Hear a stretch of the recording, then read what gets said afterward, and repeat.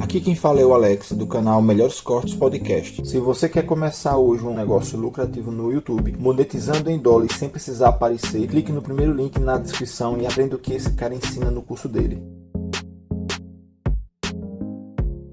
É isso.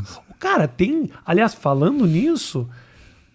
Muitas dessas mulheres que a gente vê muito bonitas e tudo mais, tem uma desgraça de um treinamento por trás de quase de um treinamento de profissional de fisiculturismo. Não tem? Para manter.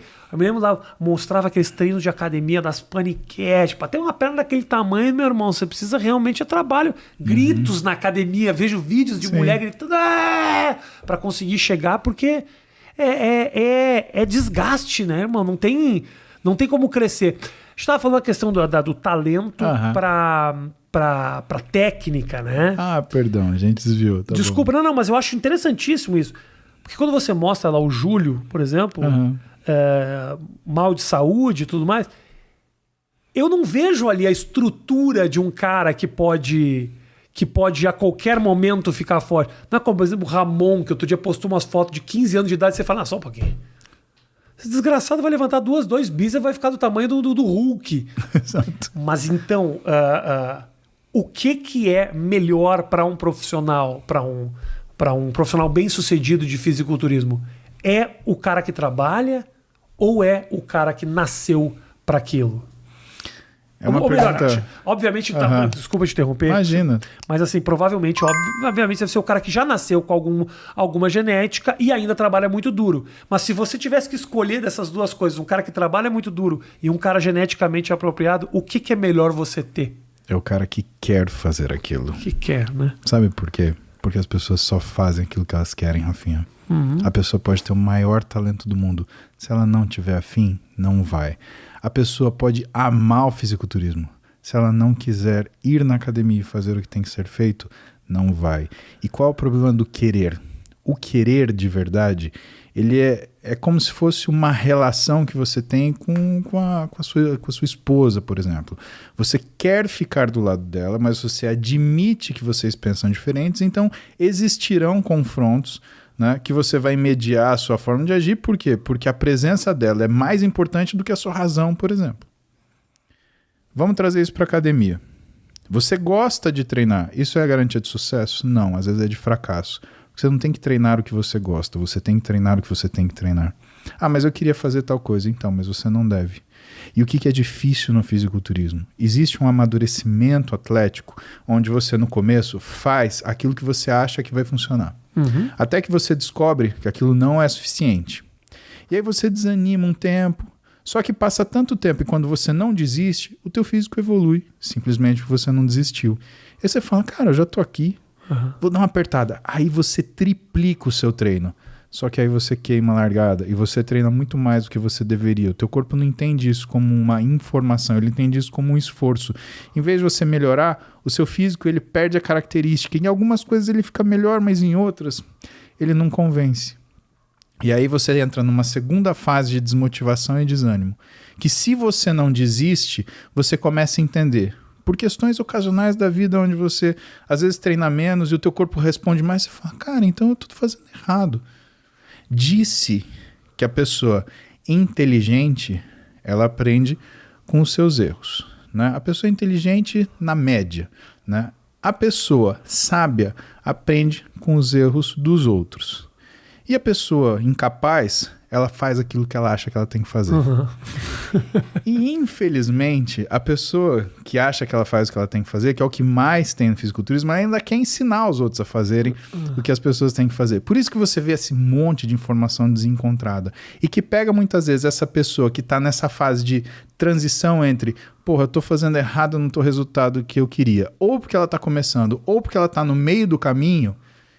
E ela oferece uma resposta simples para uma questão extremamente complexa. Meu querido. E aí que vem a cagada. Por quê? Porque a maturidade completa, ela vem quando você percebe que algumas coisas você tem que fazer menos, outras mais, outras você não deve fazer e outras você deve começar a fazer. Exemplo que você deve começar a fazer, que o pessoal deixa sempre para frente, aeróbio. Exemplo do que o pessoal deve parar de fazer e geralmente faz demais. É treinar aquele treino que parece que só existe peito e bíceps para homem e para mulher só existe coxa anterior e bunda.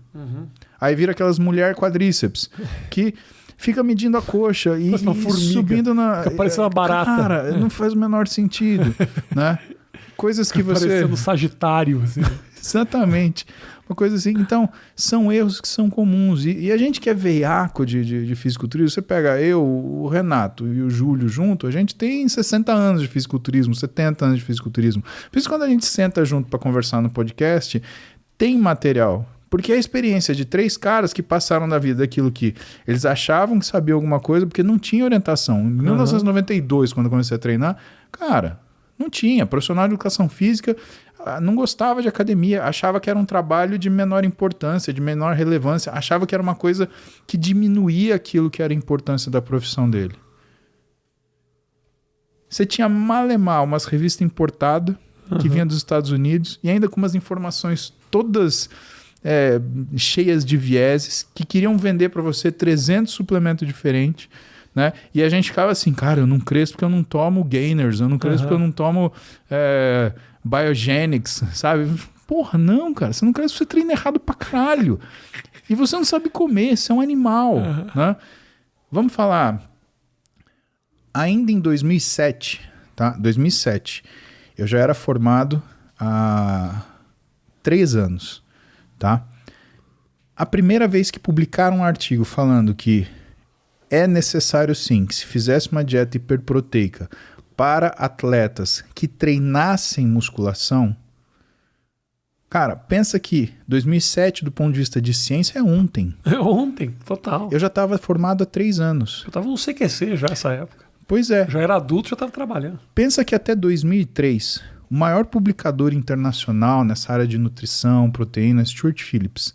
Ele tem um trabalho publicado falando que se você consumisse mais de 15% do volume calórico total da sua dieta em proteína, você podia sofrer graves problemas de saúde que, inclusive, te colocariam numa situação de risco de morte. 2003. Eu estava no meu 5º ano de medicina. Ou seja, é muito recente toda essa explosão de conhecimento que fala quanto de proteína, em que momento, de que forma. Então, até, por exemplo, da época de ouro do fisiculturismo, a gente está falando de 1960 até 1990, né? Que se chama de Golden Era, porque era a época que o pessoal não se estourava de usar esteroide, que a tentativa de treino, que o que eles faziam de treino eram coisas homéricas. Bom, basta dizer que o Schwarzenegger ele treinou numa época que tinha gente que treinava até 5 horas na academia. Ou seja, quem que era o fisiculturista? Não era o cara que treinava bem, o cara que sobrevivia a esse regime. E que para eles, assim, o que é ganho de massa? É comer pra caramba. E o que é secar pra competição? É fazer jejum. Era 880. Hoje, a gente sabe nas minúcias como é que eu vou mudar a dieta desse paciente para conseguir fazer ele secar sem perder a massa muscular. E mais, às vezes o detalhe é tão pequeno que, tipo assim, tomei um copo d'água antes de ir pro palco, meu corpo mudou completamente. Rafinha, eu tenho acompanhado um pouco esses realities de final de competição que a galera faz lá, o Mauricião junto com o Renato tem feito um trabalho muito legal. É um negócio tão preciso que assim, é um hambúrguerzinho a mais que faz você ganhar uma competição ou perder. Rafinha, é só detalhe. Aliás, para pessoa que vem sem ser atleta no consultório, é só detalhe. E qual que é a queixa da pessoa que vem no consultório? Falou, olha, eu queria ganhar massa muscular, eu comecei a comer, mas arrebentou e eu comecei a ganhar gordura. E toda vez que eu faço dieta para conseguir secar, eu perco massa muscular. Aí você pergunta para a pessoa, tá, mas qual que foi a dieta que você fez para ganhar massa muscular? Você faz as contas, tem 7.000 calorias. Mas óbvio que você vai engordar. E qual que foi a dieta que você fez para você perder gordura? 1.200 calorias. Mas é lógico que você vai perder músculo. Não faz sentido, sabe? A gente trabalha numa faixa de prescrição de caloria, né? Que, falando de uma forma muito geral, tá? Em média, a pessoa consome 30 quilocalorias por quilograma de peso corporal. Se você faz uma dieta... 30 calorias significa para uma pessoa de 80 quilos... 2.400 quilocalorias... sem preparo, né? Porque quando tem o preparo do alimento, você adiciona algumas calorias nisso, tá bom? Mas, em geral, uma pessoa de 80 quilos tem que consumir pelo menos aí 30 quilocalorias, né? Para sobreviver. Se você for falar, vamos fazer conta? A conta é muito legal, né? Vamos fazer uma conta Harris Benedict, por exemplo. Qual seria a taxa metabólica basal de uma pessoa de 80 quilos, né? Então, 23,6 vezes 80 seria da ordem de 1.888 quilocalorias. Então, quando você dá 2.400, você está falando que você vai sobreviver e fazer alguma coisa. Vamos falar que é um treino intenso. Então, vamos colocar mais 30% desse valor. Estamos falando 1.888 mais 30%. 2.454. Você percebe que quando eu faço um Harris Benedict, que é uma conta. O cara falou 2.000. Vocês estão prestando atenção nisso aqui? Eu perguntei pra ele quanto que precisa, 2.400. Ele fez um cálculo e chegou à conclusão que ele já sabia. Paulo Musi é um gênio, velho. Eu ensaiei antes, tá bom? Porra. Ô, Drake, bota no replay, Drake. Maravilhoso. 2.454 calorias pelo cálculo. Então, o que a gente tem aqui? Isso é o suficiente para esse cara sobreviver e ainda ganhar alguma coisa a ponto de dar um boostzinho. E como que a gente faz isso? A gente não faz isso necessariamente aumentando a caloria. A gente faz isso aumentando o número de refeição. Por quê? Porque quando você aumenta o número de refeições, você melhora o aproveitamento daquelas calorias, Rafinha. Então, tem muita gente que a gente não muda em nada a caloria. A gente só pega, soma, vê quanto essa pessoa consome. Se ela fazia 4 refeições, ela faz 5. Se ela faz 5, ela faz 6. E isso já faz ela ganhar massa muscular. Falando, nossa, não tô acreditando, eu tô comendo a mesma coisa e eu tô ganhando massa muscular. Não, mas você não tá comendo a mesma coisa. Porque comer em quantidades de refeições diferentes não é comer a mesma coisa.